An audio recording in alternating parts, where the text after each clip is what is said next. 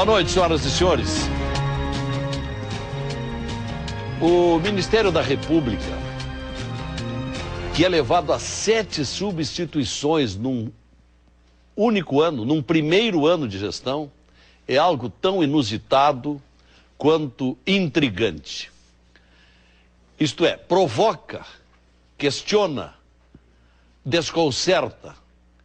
Como que figuras tão conhecidas na política tenham percorrido por tanto tempo caminhos da gestão pública e só foram ser flagrados quase que ao mesmo tempo, num único ano, como aconteceu? Qual é a explicação?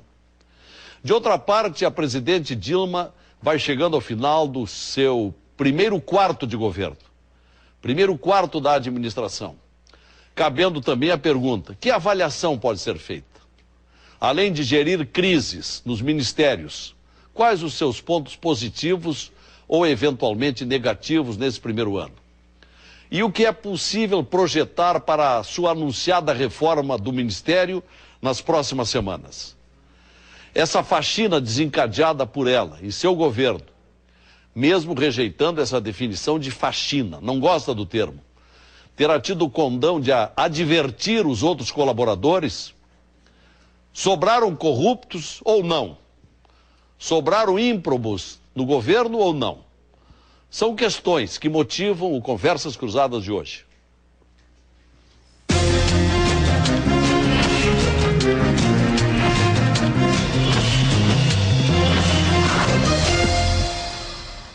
São convidados do nosso programa o professor de Filosofia do Direito e professor de Direito Público, José Hermínio Ribeiro Serpa. O professor de Direito Constitucional na Unicinos, procurador de Justiça, o Dr. Lênio Streck. O professor de História na Fundação Liberato, professor Daniel Sebastiani. E o arquiteto e escritor, colunista quinzenal da Zero Hora, Percival Pugina. O nosso programa tem o patrocínio de Funerárias Reunidas, carinho, respeito e honestidade. Sicredi, gente que coopera, cresce. CIEE, ações que transformam. E Sistema Fê Comércio. Com você, a gente faz a economia girar. E a agenda empresarial tem o patrocínio do Grupo Vilela, auditoria e assessoria empresarial do tamanho do Brasil. Perguntinha aos telespectadores já valendo. O que melhor traduz tantas trocas de ministros no primeiro ano do governo Dilma? Pressão pública? 3299-2361. Equívocos na escolha, lá no começo? 3299-2362. Ou o compromisso com a ética, independente de tudo mais, 3299-2363. Além disso, o nosso telespectador pode enviar a sua opinião para o e-mail conversas.cruzadas@tvcom.com.br ou pelo Twitter, @conversacruzada. E a opinião do telespectador, que será expendida aí durante o programa, tem o patrocínio de Vinícola Laurentia, Laurentia Vinhedos do Brasil. Dr. Lênio Streck, obrigado por estar aqui mais uma vez no nosso programa. Como é que analisa esse aspecto no dia em que cai mais um ministro? Carlos Lupe do Trabalho foi o 7º, há quem diga que tem mais gente na fila, mas é algo assim intrigante, até estarrecedor. Como é que interpreta isso? Boa noite. Boa noite, Lazier, boa noite o Pugina, boa noite o Daniel, boa noite o professor José Hermínio Ribeiro Serpa. Foi meu professor em 1976, estamos nos entregando. Discutimos qual era a disciplina. Eu tinha certeza que não era direito constitucional porque não existia Constituição na época, então tinha que ser teoria geral do Estado, eu acho. Satisfação de encontrá-los. Bom, essa questão, temos várias coisas. Primeiro, eu responderia a letra 1, hipótese 1. Segundo, por quê? Porque eu não vou responder agora, vou falar outra coisa. Porque, primeiro, eu não acredito que o governo Dilma tenha demonstrado intenção, digamos, estruturante de combate à impunidade. Pela simples razão, o ministro da Justiça não apresentou um projeto importante nesse período. O ministro da Justiça, não há um projeto estruturante no sentido de combate à impunidade. José Eduardo Cardoso. Não tem nada. É uma continuidade pífia, talvez, de alguns ministros anteriores, nada assim de importante. As nomeações para o STF da Dilma foram fracas, sem nenhuma meritocracia. isso também demonstra um pouco de uma certa delegação para algo que talvez não seja tão importante, que é o direito. Isso me preocupa, quando o direito não passa a ser tão importante em alguns aspectos. Mas eu quero dizer que nessa discussão, quem escala mal acaba tendo que substituir bem. Ou não, mas quem escala mal? Eu acho que 7, no mínimo 6 foram mal escalados, ou 7, e portanto deu essa troca. Qual é o problema? O problema para mim é que a presidente acabou, sem considerar a herança anterior, ela está deslulizando o governo. Deslulizando. Deslulizando o governo. Agora, por outro lado, há uma política que me preocupa, que é a política de porteira fechada, ou seja, administração por grupos de ministérios. O ministério acaba sendo uma delegação para o seu grupo de apoio, porque como o presidencialismo é de coalizão, entre aspas ou não, eu necessito fazer a coalizão para governar. O que eu faço? Ao invés de eu manter o controle, eu acabo delegando. Então, dentro de cada espaço de administração dos grupos dos ministérios, eles usam os seus cargos e aí você perde o controle republicano. E aí se perde uma visão da totalidade, da transcendência, ou seja, você perde o projeto do país. Essa política de porteira fechada é uma coisa assim um pouco pré-moderna, no sentido assim, tipo feudo. Então você me apoia com o seu castelo e você ali tem o seu exército e tal, você apruma. Então é a turma do PTB, aí vem a turma ali, o pessoal do Negromonte, que aliás não tem currículo, tem ficha corrida, como ele mesmo disse, estou usando as palavras de sua excelência, né? Então nós vamos pegando, aí vem o Lupe com suas questões. Eu penso que a presidente, num sistema presidencialista, tem que efetivamente não perder esse sentido do mando, inclusive perpassando, ou seja, transcendendo esse problema das barreiras que se antepõem, por exemplo, em 38 ministérios. Então, o funcionamento do poder tem que ser uma dinâmica integrada, quer dizer, ele tem que partir para cima dos interesses e dos projetos de país que tem o ministro das cidades. O projeto de país do Lupe, o projeto de país do Negromonte, o projeto de país do Ministério da Justiça, o projeto de país de um dos 38. São 38 projetos de país negativo. Negativo. É um projeto de país que tem que ultrapassar essas barreiras neofeudais que se estabelecem nesta coalizão necessariamente útil que tem que se dar para conseguir a governabilidade. Então, é nesse sentido que esse modelo do presidencialismo de coalizão acaba dando nisso. Isto é, nós perdemos esse sentido e aí as pessoas perdem a sua capacidade crítica. Por exemplo, eu vi hoje no jornal uma coisa estarrecedora que vai passar batido. O prefeito de São Paulo, ele deu R$1 milhão, R$1 milhão, para um congresso de estudantes secundários. Ele deu da onde, cara pálida? E ninguém fiscaliza. Eu fico impressionado que o Kassab tenha feito isso. E aí hoje eu escuto uma propaganda na televisão aqui do PTB do Rio Grande do Sul. Dizer assim, eu sou a favor da política de resultados. Mas a política é uma questão só de resultados? Claro. Se você pegar os ministérios, cada um vai ter os seus resultados próprios. O grande problema, não estou dizendo que o país vai mal. Estou dizendo que o país cresce, apesar de tudo isso, somos uma democracia, temos gordura para queimar, e exatamente por termos gordura para queimar, temos instituições fortes que conseguimos, apesar desse problema de perdermos a noção da totalidade, nós conseguimos continuar. Essa é a minha primeira impressão, assim, muito rápida, Lazier, tentando responder, eu acho, diretamente a tua pergunta. Respondo A e digo por quê. E depois eu quero falar sobre essa questão de que por que eu não vi um compromisso, uma intenção estruturante sobre, por exemplo, o mal que preocupa as pessoas, o problema da impunidade no Brasil. Pois não. Aí vai falar o procurador de justiça. Sem dúvida. Bom, professor Daniel Sebastiani, essa é a nossa pergunta de partida do nosso programa. No dia em que cai o 7º ministro, é um volume tão grande que permite e enseja, justifica um programa de debate como é esse da TV Com para entender, para interpretar. Como é que o senhor interpreta? Pois bem, boa noite, Lazier, boa noite aos colegas de debate, boa noite aos telespectadores. Obrigado pela possibilidade de estar aqui. Eu acho que realmente é pertinente a pergunta, né? Numa circunstância dessas.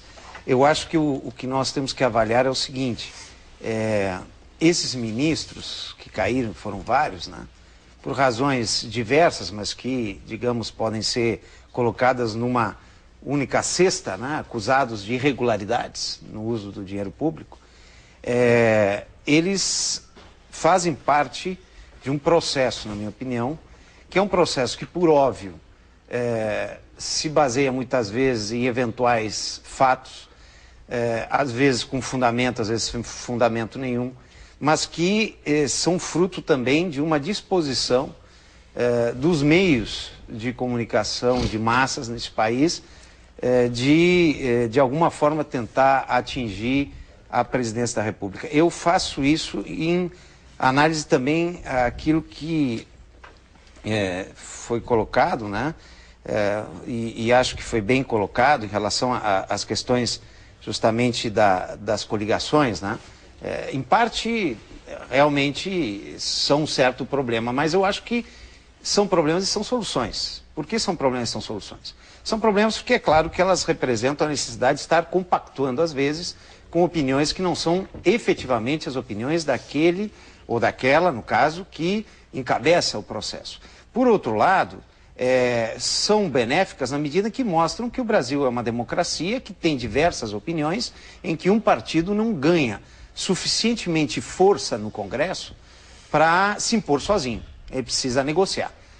E eu acho que isso não necessariamente é um problema. Se nós pegarmos realidades europeias, por exemplo, mesmo realidades parlamentaristas, não é?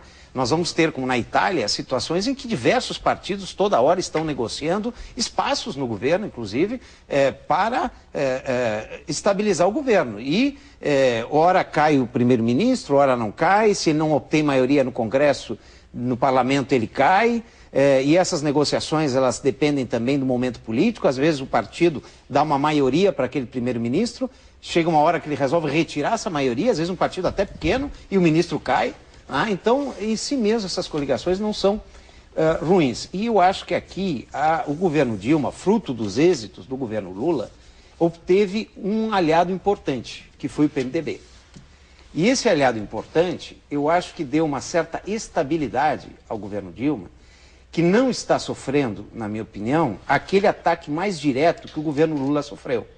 Se a gente olhar o governo Lula, que tinha um belo vice-presidente, lamentavelmente já falecido, mas uma figura pública, né, que prestou grandes serviços ao país, mas era representante de um partido muito pequeno, né, muito diminuto. Não é o caso do vice atual. Né? E naquele momento, em 2005, com aquelas questões todas do mensalão, houve uma tentativa, todos sabemos, inclusive de trabalhar a nível de Congresso um impeachment. Houve essa tentativa. A ideia surgiu de que, bom, de repente, dadas as dimensões, nós teremos que... E esta realidade não está surgindo agora desta forma. Eu acho que em grande medida também, porque no Congresso há uma força determinante do governo em função da aliança constituída pelo PT com o PMDB e com todos os seus aliados, né, de esquerda e de centro. Então, essas duas bancadas bem fortes, elas, de certa forma, bem articuladas, impedem ataques mais diretos. De forma que essas questões dos ministros, se me permite aqui uma expressão popular, elas vêm naquela ideia de comer pelas beiradas, como dizem. Né? E, afora isto, a gente insiste de que, por óbvio, para não parecer que está se desprezando, não se deve compactuar com nenhum ilícito. Não é isso que está se dizendo. E nós estamos convictos de que a presidente Dilma não vai compactuar com isto. Queremos estar convictos, né? Todos nós somos analistas, a gente não vai pela fé. Mas o que nós queremos dizer é que queremos crer que ela não vai, que ela não compactua. Agora, que isto não nos tira o olhar sobre o fato de que esses ataques tão reiterados a tantos ministros, eles advêm de uma campanha, assim, mais forte para atingir o programa. Né? E aí depois eu gostaria de referir um pouco mais, eu sei que o tempo se esgota, mas só dizer que esse programa que a presidente Dilma tem aplicado, não é um programa, inclusive, ele próprio que esteja isolado. Assim como ela não está isolada no Congresso, não está isolada na sociedade também. Porque, por exemplo, essa redução de juros que houve recentemente, esse incentivo à produção, tem aliado não só a ela, setores tradicionais que acompanham a esquerda, etc., os trabalhadores acompanham esse tipo de programa, mas também setores importantes do empresariado e setores importantes da produtividade brasileira, da produção brasileira, que têm se somado a essa campanha, justamente entendendo que nós estamos num momento difícil a nível internacional e que nós precisamos nos precaver contra as consequências da recessão no Brasil. Pois não. Antes de ouvir o arquiteto Pugina, a repórter Daiane Rodrigues foi às ruas perguntar o que pensam sobre tantas trocas de ministros. Eu acho péssimo, né? Porque o governo perde em credibilidade. Parece que ele está cercado de pessoas corruptas, então, né? Isso é péssimo para o país. Eu acho que ela escolheu pessoas que ela acreditava que eram, assim, tinham moralidade, né? Mas depois ela deve estar se decepcionando, né? Com as escolhas que ela fez, assim. Isso é ruim, claro, né? A gente fica pensando como é que esses ministros estavam lá, porque se estavam lá, de alguma maneira, houve uma concordância dela. Quais foram as pressões que colocaram esses ministros lá? E pelo que a gente lê, todos eles já tinham pelo menos algum histórico, boatos, assim, né, de alguns problemas. Tudo isso já é bem sabido pela imprensa. Então isso é muito ruim. Você acha que isso gera uma imagem ruim para o governo? Com certeza. A gente não tem confiança no governo. Eu acho que isso dá um péssimo exemplo. Eu sou professor assim e eu acho que o exemplo vem de cima. Gera assim uma sensação de impunidade. Aquela frase que qualquer professor detesta ouvir nos alunos, não dá nada, e que dizem tanto. Isso é ruim para o governo, né? Que um governo que troca de ministro a cada corrupção não pode ser um governo, né, um governo firme, um governo sem corrupção, né?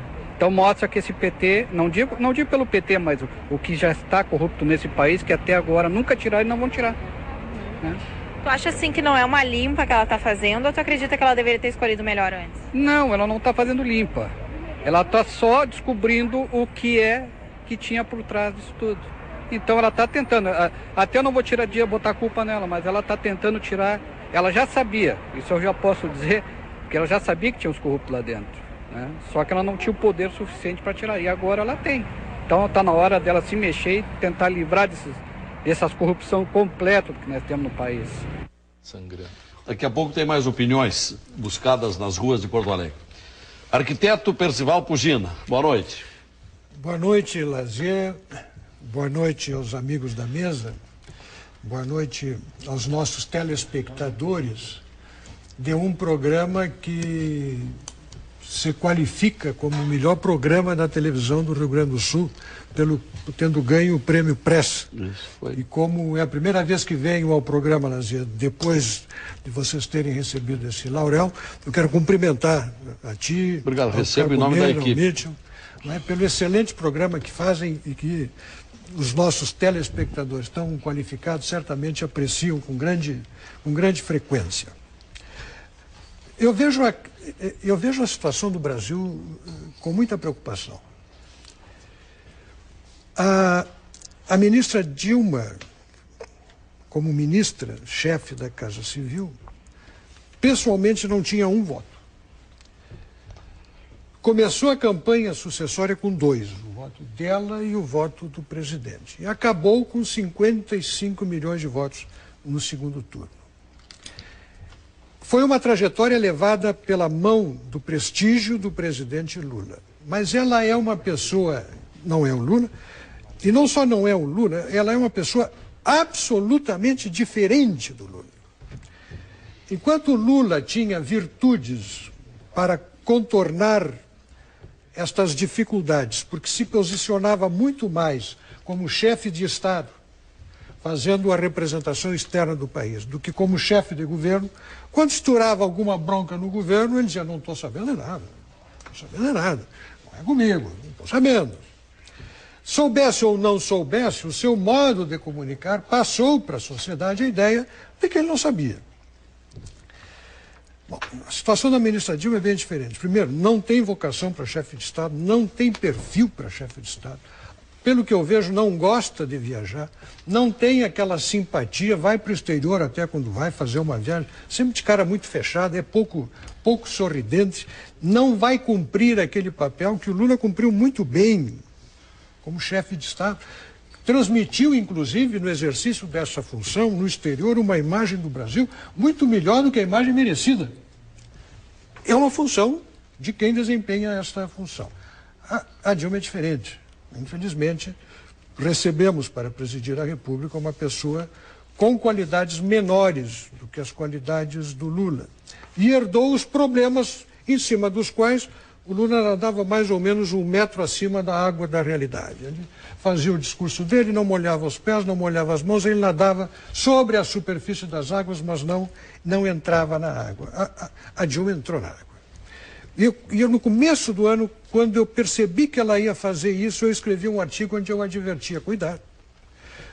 Quem no nosso regime governa, assim vai se meter com um problema. Resultado, já caíram 8 ministros.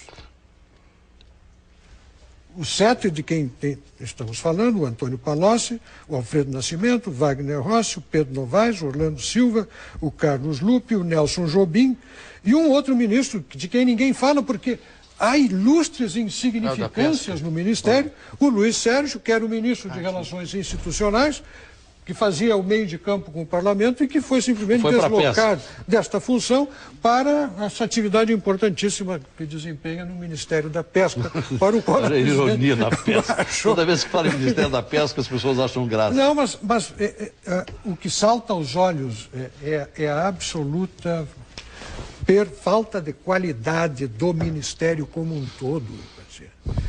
Olha, errar nesta proporção na escolha dos seus ministros, dos membros do seu governo, um ato de extrema responsabilidade política.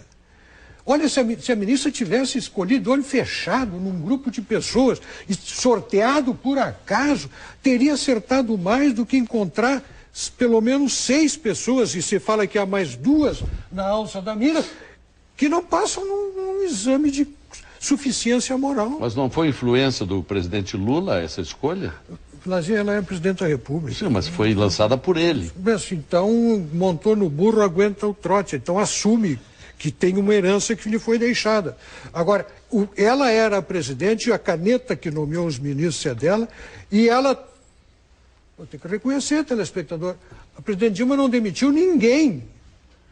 Todos os ministros que saíram pediram para sair por constrangimento, mas não houve iniciativa dela no sentido de produzir demissões.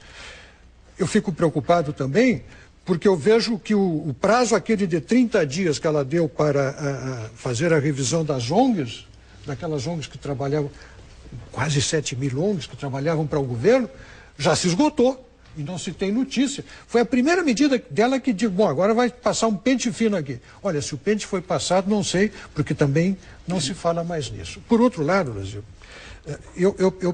me preocupa ainda mais do que isso, o fato de que nós estamos sendo hegemonizados politicamente. Aquilo que o Sebastiani falou, e reconheço a autenticidade da convicção dele, na minha avaliação, é um processo de hegemonia política que compete com a democracia. Porque, primeiro, o Partido dos Trabalhadores hegemonizou a sociedade por baixo. Aparelhou os sindicatos, aparelhou os grupos de estudantes, aparelhou as comunidades eclesiais de base, aparelhou vários órgãos de Estado, inclusive agora já o Supremo Tribunal Federal, e foi aparelhando tudo, aparelhou os movimentos sociais, aparelhou tudo que podia ser aparelhado, os grupos minoritários da sociedade, quando está tudo, inclusive os majoritários, quando está tudo aparelhado, chegou ao poder e aparelhou por cima. E aparelhou por cima com toda a máquina de Estado. Porque não é, Sebastião, trocar um ministro daqui para botar para lá, uma troca... Não, quer dizer, quando nós falamos da administração pública no Brasil, do aparelhamento, são milhares de cargos, é toda a estrutura das empresas estatais. Hoje, somam-se a isso os milhares de ONGs e OCIPs que trabalham para o governo e cujos trabalhadores e colaboradores, que sejam, recebem por dinheiro do governo, eu estimo em cerca de 1 milhão de pessoas, se são 7, 8 mil ONGs trabalhando para o governo. Tudo isso faz parte de uma máquina que aparelhou a sociedade e nós estamos sendo prensados como um limão, porque não há espaço para divergência. Lazier, em 36 anos, pela primeira vez neste ano, não houve uma CPI na Câmara dos Deputados ou no Senado Federal. Não há registro em 36 anos de história republicana que se passasse sem nenhuma CPI ser pedida. Ou, aliás, foram pedidas e foram arquivadas. Não há o espaço para divergência. E não satisfeito com isso, o PT fala e volta a falar e insiste a falar em controle da mídia, reclama amargamente das críticas que são feitas, mas o telespectador sabe o quanto as críticas são justificadas. O que está acontecendo com esse ministério merece a repulsa e a reprovação da sociedade. E isso não contamina o governo como um todo? Isso não cobra explicações pretéritas? Quer dizer, como é que esta coisa se montou? O professor José Hermínio Ribeiro Serpa publicou há poucos dias na Feira do Livro esse livro, Política e Poder, Corrupção e Reforma Institucional. Pego nessa câmera aqui. Bom, o que tem a dizer sobre o tema, professor Serpa? Boa noite. Boa noite, Lazier, telespectadores, meus prezados colegas de mesa. Primeiro, quero dizer da alegria de reencontrar o Dr. Lênin Streck, meu ex-aluno, brilhante, os mais brilhantes alunos, superou longamente seu antigo mestre, meu professor e pensador político, Percival Pugina, de quem sou leitor assíduo, Dr. Professor Sebastiani, que é a minha alegria conhecer nessa noite. Igualmente. Agora, o tema, Lazier, é de uma riqueza enorme. Eu percebi que os meus colegas de debate usaram em torno de 5 minutos para falar. Eu tentarei ser objetivo e o mais analítico possível, no sentido kantiano da palavra, usar as palavras adequadas, sem muitas digressões. Em primeiro lugar, eu discordo, infelizmente, do primeiro orador, que foi meu querido amigo, o professor Lênin Streck. Nós não temos democracia no Brasil. Nós temos uma oligarquia, uma espécie de um conciliábulo de políticos espertalhões que, independente de qualquer convicção ideológica, se uniram para tratar o Brasil a seu bel prazer, a seu líbito. Porque o que é democracia? Eu vou me lembrar das palavras de Hobbes. Partamos das definições. A melhor maneira de nós entendermos um debate é dizer o que quer dizer com isto.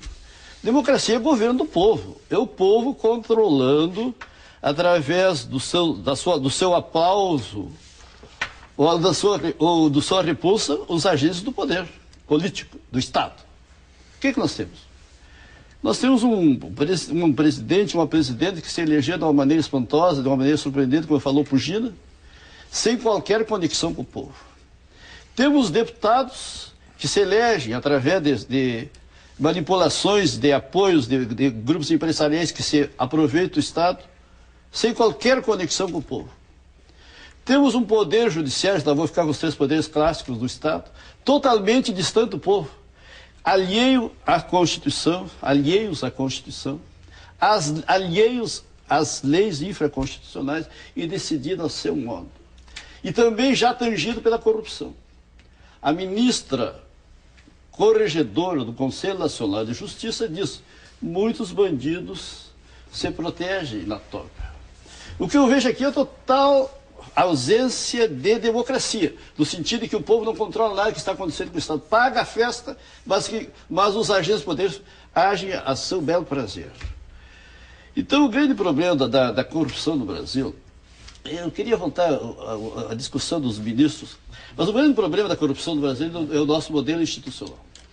Nós somos talvez a única experiência civilizatória, moderna, do mundo, que se diz democrática, em que os agentes políticos não têm qualquer canal de responsabilização perante os seus concidadãos. O presidente é o grande, poderoso presidente, o nosso sistema de concentração de renda. no sistema federativo na mão de uma pessoa só. Ele faz o que quer. Ele fica, o político que ele escolhe pode ser o mais correto possível. Não, eu quero que fique, está acabada a história. Está acabada a história. Então nós temos o modelo presidencialista, é uma das causas maiores, eu digo no meu livro, da corrupção no Brasil. Porque ele compra cabo eleitoral, ele faz deputado, ele faz ministro, faz política da noite para o dia, aparecem pessoas obscuras para serem grandes atores da política nacional. Os deputados, por sua vez, saem do executivo. Eles são financiados pelo executivo ou pelos sindicatos. Não tem compromisso com ninguém, eles não saem das lutas partidárias. Outra coisa, nós não temos partido no Brasil. Temos sindicatos de políticos. Partido é sigla. Já havia um partido com uma proposta ideológica, o PP, o Partido Conservador, desculpe dizer, ser suadizão conservador político francês, está aliado ao marxismo de uma presidenta que pegou em armas para destruir o capitalismo brasileiro.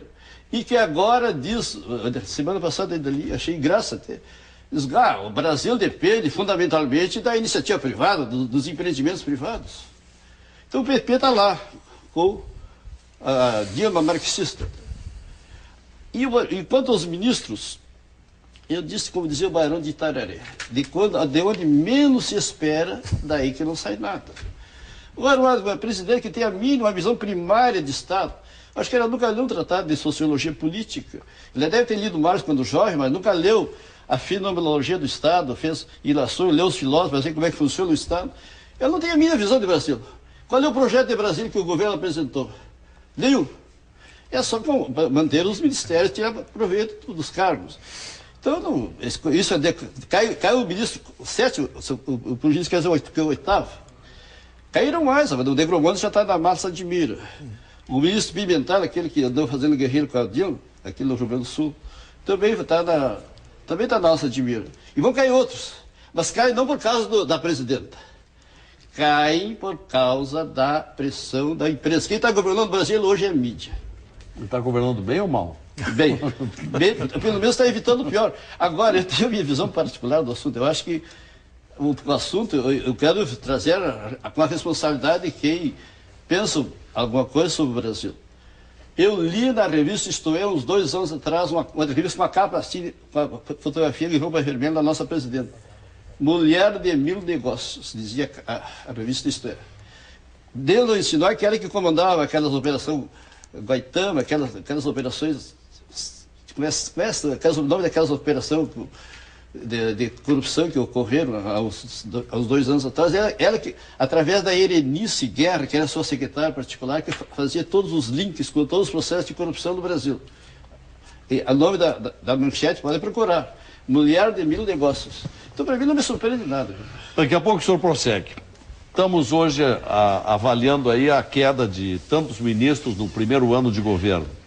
E na opinião do nosso telespectador, o que melhor traduz essas trocas de ministros? Oferecemos aí 3 hipóteses, talvez até houvesse mais. Pressão pública para essas trocas, 3299-2361. Equívocos na escolha, 3299-2362. O compromisso com a ética, falando mais alto e obrigando e fazendo com que tomasse essa iniciativa a presidente, 3299-2363. Voltamos.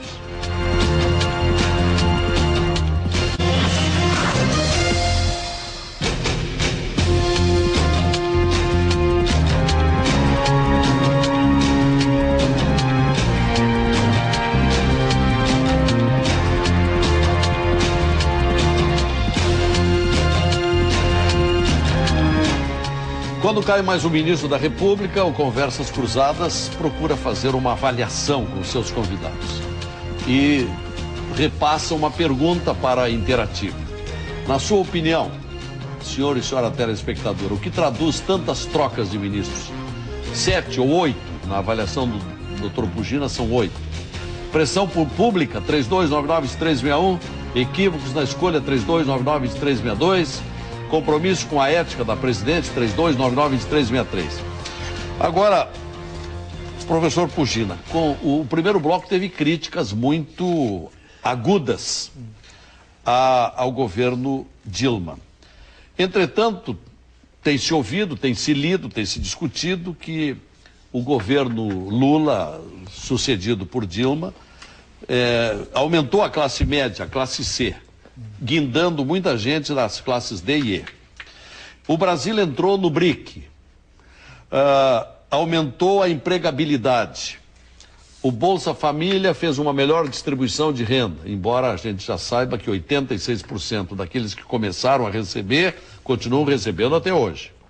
A economia se abriu para muito mais gente, que passou a comprar mais e a viajar mais. Esses aspectos, esses fatores, não vêm um pouco em favor da presidente? Eu não sei, Lazier, até quando isso vai durar. Note-se que nós estamos entrando no 10º ano do governo PT, Lula mais Dilma. O que se pudesse chamar de herança maldita, que absolutamente eu não qualifico assim, vínhamos com problemas, mas vínhamos trabalhando no sentido de corrigi-los e contestá-los, já está bem distante para trás, quer dizer, uma década inteira. Né? E nós estamos em 84º lugar entre 187 países no Índice de Desenvolvimento Humano. Quando o presidente Lula tomou conhecimento desse número, ficou brabo com o número. O que eu acho que é uma perda de tempo, quer dizer, tem que ficar brabo com as causas, né, que levam a esta avaliação tão negativa. Nós estamos em 73º lugar entre os países mais corruptos do mundo, com uma nota 3,4. 3,4 numa escala de 0 a 10, que começa com a Noruega e termina lá com um Gabão da vida qualquer, ou seja, nós estamos muito mais perto do piso do que do teto. Estamos longe do teto e perto do piso. A nossa nota é péssima. Temos uma concentração de poder e de renda nas mãos da União que é incompatível com o processo sustentado de desenvolvimento. Lembras, Lazier, na campanha eleitoral do ano passado, quando se falava no alinhamento das estrelas? A estrela do Estado com a estrela da União, com a estrela do município. Vamos alinhar as estrelas e vamos ficar todos alinhados com a estrela do presidente Lula e dos seus governos e da sua sucessora. Bom, deu um eclipse, né? A União arrecadou no Rio Grande do Sul 23 bilhões de reais e retornou esse ano 7,8 bi. Arrecadou 23, retornou 7,8. Alguém dirá, bom, sempre foi mais ou menos assim, nós mandamos mais dinheiro do que veio. Mas as transferências voluntárias aqui para o nosso Estado, com todas as suas dificuldades, Lazier, estão caindo, Lazier. No ano passado foram 576 milhões de reais transferidos pela União aos municípios e esse ano até agora 221 milhões. Mas estão maltratando o Rio Grande do Sul. Será que uma política que aparelha tudo e que quer controlar insistentemente, porque a reunião do PT da semana passada insistiu em mecanismos de controle da imprensa, que quer controlar tudo, que quer ter todo o poder e todo o domínio sobre o exercer todo o domínio, que se mete, se interfere na vida privada, que quer fazer da educação um instrumento a serviço da ideologia de um determinado partido político, da ideologia do governo? A educação cumpre uma função de Estado. Está certo que o governo tem responsabilidade de gestão, mas querer fazer das nossas escolas um local onde se forma para a cidadania, onde se combate o preconceito, o racismo, não sei o quê, e onde não se ensina, e os padrões da nossa educação decaem. O que são as provas do ENAD, se não mecanismos de subliminar, de trazer para dentro dos estabelecimentos universitários, estabelecimentos de ensino superior, a ideologia do governo. A sociedade virou um limão e está sendo espremida. Nós temos uma matriz tributária que trava o desenvolvimento do Brasil. Os produtos importados entram aqui e recebem a mesma taxação, Lazier, para ver o problema da economia, a mesma taxação dos produtos nacionais. E entram competitivos. A indústria brasileira está se ressentindo disso. Será que não dá para entender que há um problema no custo Brasil que precisa ser resolvido? Sei lá, se nos encargos sociais, se na burocracia que impede, que dificulta o surgimento e o nascimento de novas empresas? Nós temos tantos problemas, nós estamos nos desenvolvendo na base de prestações de 80 meses, que já estão acabando com o endividamento excessivo da sociedade. Professor Daniel Sebastiani, como líder do PCdoB, que o senhor tem sido e sempre muito presente, tem alguma discordância a essas críticas tão fortes que estão sendo feitas ao governo Dilma? Bom, líder é bondade, dirigente, né? Sim, mas a liderança foi presidente, né? Não, do PCB na época. Do PCB. Isso. E depois foi para o PCdoB. Exatamente, é isso. Mas somos parte da direção estadual do secretariado do PCdoB. Pois você sabe, Lazier, que eu tenho dificuldade de interromper, né? Então, eu quero trazer algumas pautas que eu queria colocar aqui. Mas pode interromper, isso aqui é conversa cruzada. Exato, eu sei disso, mas eu não tive oportunidade de colocar. Bem a propósito, a primeira é a respeito dos partidos com ideologia no Brasil. É verdade que nós temos uma situação em que a tradição partidária brasileira, ela, infelizmente, é recente e caótica, fruto das ditaduras que nós tivemos durante muito tempo. Então, isso é uma verdade. Agora, por outro lado, há sim partidos ideológicos. E o PCdoB é um caso, que vai comemorar no ano que vem 90 anos de história. É um partido que tem ideologia, é um partido que tem Continua programa. stalinista? É um partido... Não, esse partido sempre foi marxista, né? Não, é stalinista. E stalinismo não é uma teoria. Na verdade, Stalin foi um dirigente político, né? Que fez muito pela União Soviética e que também tinha as suas limitações. Mas o Partido Comunista do Brasil é do Brasil, né? Portanto, ele não é o da Rússia. Mas o senhor nega que tinha o viés stalinista quando foi criado? Não, nunca teve viés stalinista. Ele tinha um viés marxista. Aliás, quando foi criado, o Stalin sequer estava no controle da União Soviética. Mas ele chegou depois. Simpatia. Mas o que eu quero dizer é que, de qualquer forma, sempre foi um partido marxista, né, e comprometido com o Brasil, cada vez mais, inclusive nesse processo que ele está construindo teoricamente. Agora, o PCdoB nasce junto com a Semana da Arte Moderna, em 22, junto com os 18 do Forte, no momento de ebulição política do Brasil. Portanto, um partido que nasce bem em função das contradições brasileiras. Mas eu só queria ressaltar isso, que eu acho que é um dos casos em que nós temos um partido ideológico. Há outros, também não vou dizer que seja monopólio do PCdoB. Há outros partidos ideológicos, felizmente, porque eu acho que a política... O PSOL seria um? Com ideologia... PSOL, sem dúvida, tem a sua ideologia, né? Há partidos de direita que têm as suas ideologias, e isso não é ruim, né? É bom que tenham as suas ideologias. A outra coisa que me parece também, que é importante ressaltar, a importância da nossa presidente e de outros dirigentes no passado terem lutado pela democracia no Brasil. Quando se diz que foram guerrilheiros, o que isso quer dizer? Eles lutaram pela democracia no Brasil. Isso é importante. Isso é um mérito deles, né? Terem lutado contra uma ditadura para o PCdoB? Sanguinária. Bem a propósito, é isso que eu quero dizer. Né? O que eu entendo é que nós não podemos dizer que o Brasil não é democrático porque se elege alguém com a qual a gente não concorda. Né? Se recebeu milhões de votos, né? Se há um Congresso eleito pelo povo, bom, nós podemos até argumentar que a maioria errou. Agora, não se pode dizer assim, quando determinados setores ganham maior parte dos votos, então não há democracia. Não, bom, mas quem votou? Democracia não é só eleição. O senhor sabe muito bem que, professor, que democracia não é só votar. Mas fundamentalmente o voto. E se a gente parte do pressuposto que dependendo da opção do voto, então não é democrático, então, logo o marxista dizendo a que gente sempre defendeu a revogação vai errar no fundamental, que é que o voto define na democracia. Então você pode dizer que há outros elementos também, concordo, mas o voto é fundamental. Sim, e não dá para negar que as pessoas votaram. O Rousseau dizia que o sujeito passar esse cara no dia seguinte, só votar. Veja bem, professor, você diz que a falta de democracia. Eu digo que não, que há democracia. Liberalismo, então, a democracia fizeram uma opção liberais, sobre a qual você pode ter discordância, mas tem a democracia. Enfim, é isso que eu queria dizer. Eu acho que há uma maioria nesse Brasil com a qual pode se discordar, mas vejam, se a esquerda ganha sindicatos, ou se determinada proposta ganha espaço na sociedade, nós não podemos dizer, bom, porque ganharam muitos espaços, estão nos oprimindo. Sim, mas veja bem, quem é que forneceu esses espaços? Foi uma tropa militar? Foi uma tomada armada? Né? Foi uma invasão de algum lugar? Ou foram os votos? Foram os votos. Então, bem, se são os votos que elegem uma direção sindical, que elegem deputados, que elegem uma presidente, nós podemos discordar. Até pode-se discordar ou não, eu até estou de acordo com eles, mas pode-se discordar. Mas não pode-se dizer que não seja democrático. E dentro disto é que me parece que o projeto da presidente, hoje, não só foi eleito pela maioria, como está, de alguma forma, inclusive, consolidando isso na sociedade. Porque há uma preocupação muito grande no sentido de avançar num rumo que evite que a crise que se estende pelo mundo atinja o Brasil. E as medidas da presidente Dilma, eu insisto aqui porque eu acho isso fundamental, a diminuição da taxa de juros, que é uma atitude corajosa, até porque muitas das políticas implementadas durante o governo Lula foram políticas de continuidade do período Fernando Henrique, com algumas marcas neoliberais, e outras foram trocadas. Bem, atualmente eu diria que a presidente Dilma está trocando uma das fundamentais, que era o juro alto, algo que infelizmente marcou o período Lula, apesar de todas as modificações que o presidente Lula fez, a distribuição de renda, mas não conseguiu mexer no juro.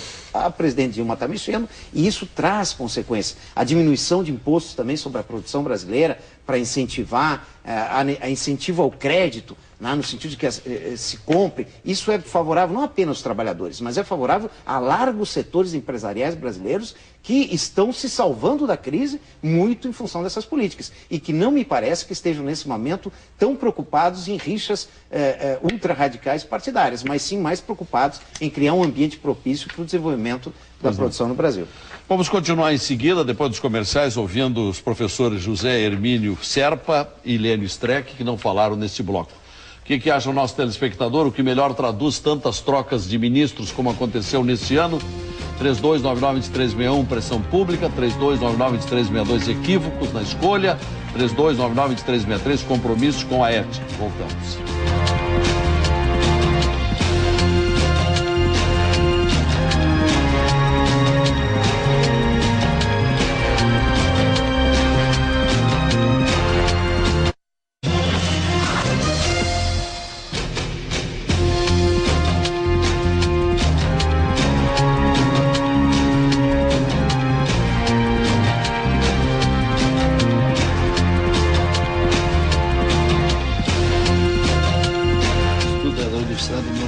Estamos voltando com nossas conversas, hoje fazendo uma avaliação de tantas quedas de ministros como aconteceu neste ano, supondo que até o fim do ano não caia mais ninguém, embora haja comentários de que Negromonte, do PP, e Fernando Pimentel, do PT, podem ainda cair.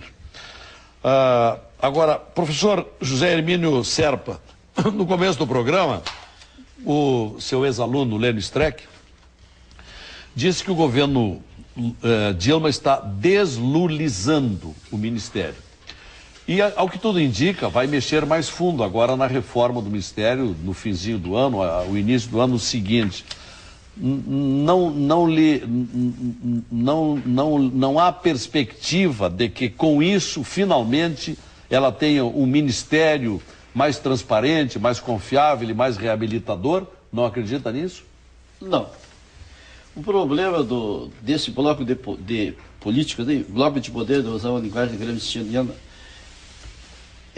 são seus compromissos, são seus interesses, como diria o falecido Brizola, que são compartilhados, principalmente a partir do segundo governo Lula, na completação do butim do poder. Eles são aliados. A impressão que me causa, desculpe a franquia, é que quando aparece tão escancaradamente uma falcatrua no Ministério, a presidente vai dizer, caiu a casa, meu filho. Eu tenho que trocar por outro que continue o processo. Então não vai mudar grande coisa, vamos trocar 6 por meia dúzia. Não existe, como no nosso país, eu tentei passar isso no meu livro, um sistema de controle da cidadania sobre os agentes políticos. Então o ser humano tem uma tendência natural, antropologicamente falando, para o desregramento. Disse, vários filósofos disseram, até a Bíblia disse, quem é leitor de Bíblia, Gênesis 8, Deus se arrependeu de ter feito o homem por causa da sua maldade. Mais tarde, em Gênesis 6 e Gênesis 8, quando fala do dilúvio, Deus, depois de mandar matar todo mundo e deixar só um doente, disse, para que eu fiz isso? Deus teria dito, porque vamos continuar do mesmo modo, continuarão corruptos. Então, o que acontece é que, se não houver em qualquer organização social um sistema de controle sobre os delegados da função potestativa, sempre haverá corrupção. Daí porque eu não espero nada. Eu só acredito numa grande reforma institucional, que implante em nível de relação de poder o parlamentarismo. Todos os países parlamentares do mundo, quer da Europa, quer dos países asiáticos, funcionam bem. E outro, eu vou tomar uma tese até marxista, do Lenin, o mandato parlamentar com direito de retomada, o direito de revogação do mandato, o recall. aplicado aos parlamentares, que é uma vergonha. O deputado prega uma coisa, no outro dia da eleição já está por outro lado, fazendo alianças espúrias com inimigos políticos.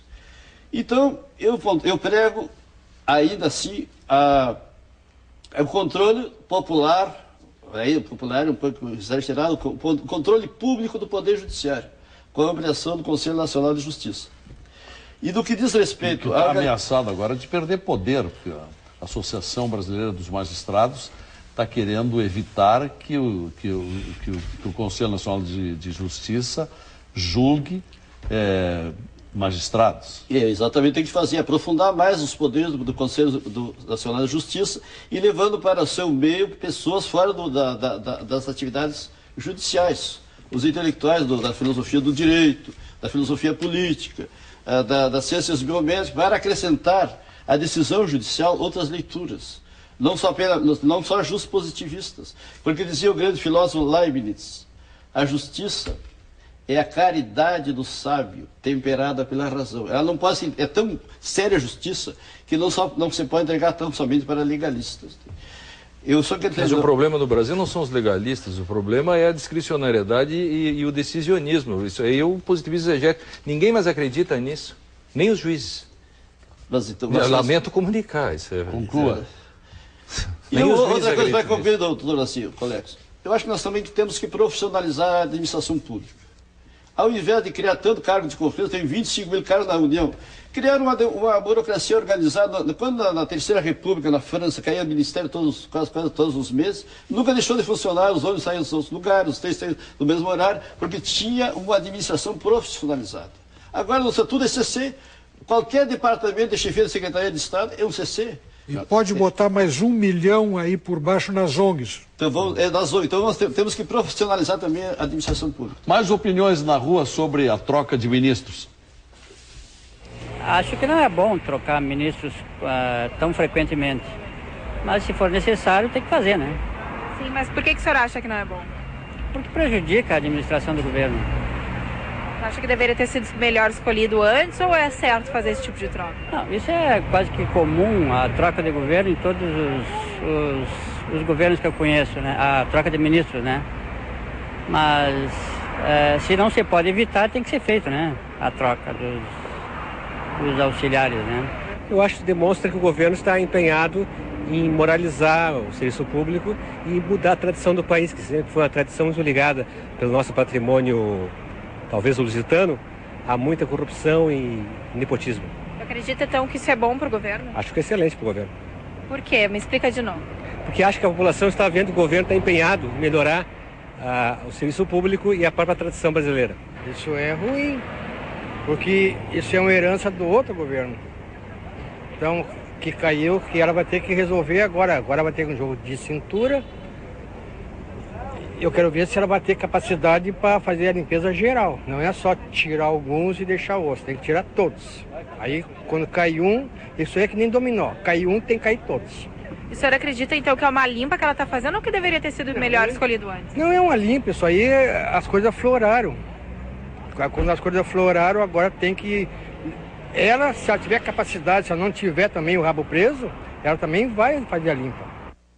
Poder Executivo. Professor Lênin Streck. Bom, Lazier, eu não sou assim tão... Eu sou um pessimista metodológico, né, no sentido do Norberto Bobbio, mas também não sou um pessimista nesse sentido do Serpa e um pouco assim do Pugina. Mas o Serpa é muito mais pessimista, é um arrasa-quarteirão. Eu também não acredito que a democracia seja aferida a partir no checklist, como alguns cientistas sociais fazem. Tem voto, tem isso. Não, também não é assim. Agora, em tempos de globalização, em tempos de transparência de mídia, a mídia fiscaliza, não há mais problemas com relação, digamos assim, de teorias conspiratórias. Estão tomando o poder vai ser tomado gramscianamente pela esquerda, ou, quem sabe, pelos índios, ou pelos sem terra, etc.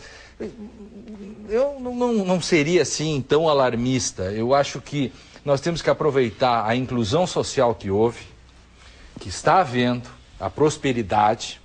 Acho que o Brasil foi feito para poucos, lamentavelmente, e aí quando as pessoas começam a viajar de avião, a classe média, média alta não gosta muito, se incomoda, o trânsito está cheio de gente e as pessoas, porra, esse cara comprou carro em 70 meses, está me enchendo o saco. Eu sei que as classes média, média altas não gostam muito, mas vamos aproveitar essa prosperidade que veio para o bem, incluiu tanta gente, e vamos acreditar na modernidade.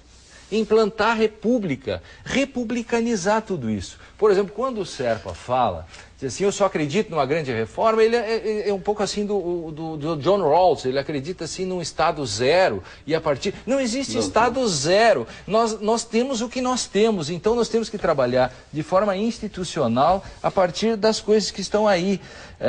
Dar mostras que, por exemplo, eu acho que o governo Dilma, assim como o Lula não fez, mas a Dilma tinha que fazer... Sebastiane, dar mostras de que quer efetivamente combater a corrupção. Mostras simbólicas e com atitudes concretas. Trocar o seu ministro da Justiça, botar um ministro da Justiça que não seja simplesmente um advogado liberal ou alguém que acha que o Estado é mau e a cidade... Isso é o paradoxo. Um governo pretensamente de esquerda jamais, primeiro, nunca indicaria juízes ativistas. Paradoxalmente, no Brasil, um governo de esquerda coloca juízes ativistas. Não funciona. Não deveria colocar. Eu não sei também por que bota.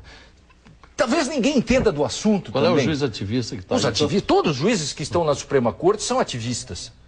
Todos. Principalmente os dois que entraram agora. Mas um deles a gente nem sabe quem é. Né? Vieram do PT? Um deles. Ele era advogado do PT, o Toffoli. Sim, ativista total. O Toffoli era advogado do Lula. A nova ministra, a gente não sabe. Nosso colega da URGS. Eu não conheço porque eu nunca li nada, eu não sei o que ela escreveu e, portanto, eu não posso, digamos assim, tecer méritos. E nem deméritos nesse sentido. É uma operadora do direito. Juíza do trabalho. Mas isso não...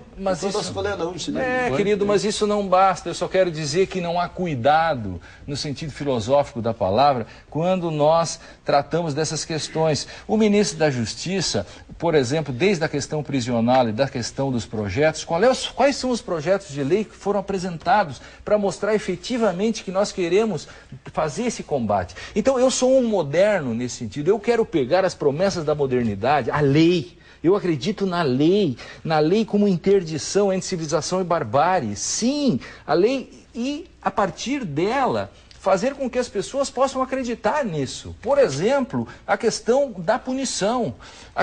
É muito importante você dar o exemplo. Ninguém acredita nas instituições num país em que a lavagem de dinheiro tem a mesma pena de que o furto qualificado de botijão de gás.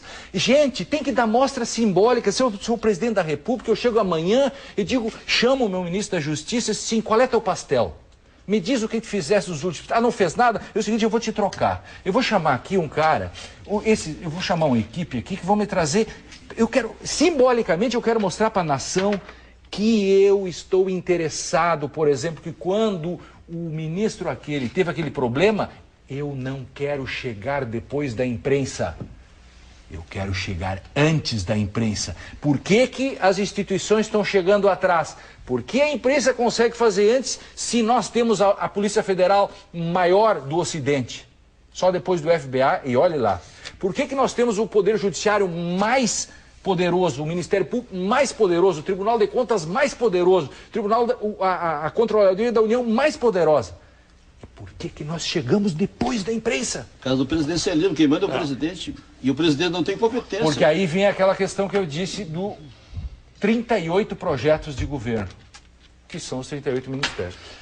Vamos para as considerações finais, logo depois dos comerciais, um espaço mais curto, mas estamos aqui avaliando as quedas de tantos ministros.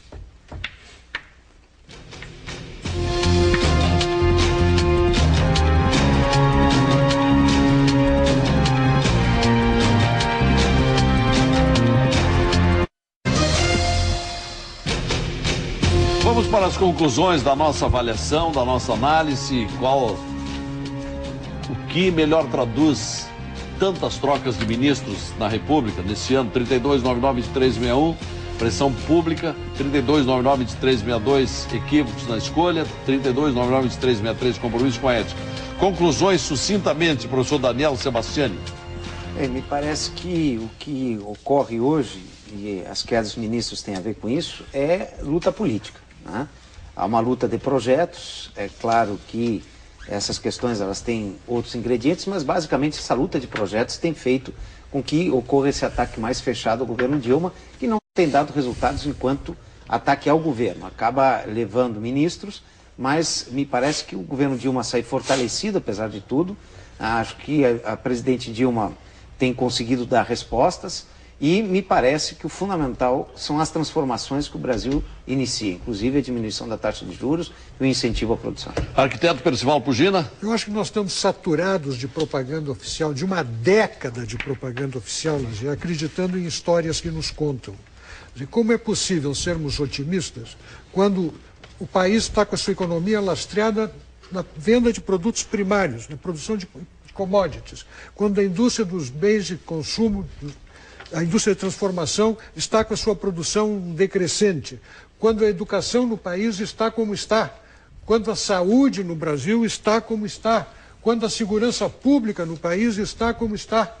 Mas como é que é possível alguém ser otimista e achar que estamos no melhor dos mundos, quando a própria democracia nos apresenta, nas suas instituições, esta face horrenda com a qual nós estamos convivendo? Professor José Serpa. Em primeiro lugar, quero agradecer o convite e o convívio aqui tão fraterno para os participantes desse debate. Quanto à situação do país, eu mantenho as minhas ideias, creio que o futuro será esse, sobre isso, se nós fizermos uma grande reforma política, uma grande reforma institucional, mas serve esse programa para alertar que enquanto não é possível que um país da complexidade e da riqueza do Brasil, sétima economia do mundo, seja centrado numa só pessoa. Essa pessoa que o doutor Lênin fala não existe. Como é que tem que ser um super sábio, um escola de economia, de sociologia, de direito, de educação, de transporte, de tudo. Não existe esse homem. Então, o modelo brasileiro é totalmente equivocado no seu processo de estruturação governamental. Isso é o que eu penso. Professor Lênin Streck? Eu acho que na mesa todos são favoráveis de que o sistema presidencialista é um dos motivos do Sebastião também, como bom membro do Partido Comunista, sempre foi parlamentarista no mundo todo. Embora aqui no Brasil o presidencialismo cumpriu um papel importante, a questão do Jango mostra isso. Bom, mas digamos assim, como modelo e até para mostrar as mazelas, esse presidencialismo de coalizão mostra isso. Mas eu aceito o debate, eu aceito as provocações do Pugina, no sentido assim, ou do próprio Serpa, dessa questão do otimismo.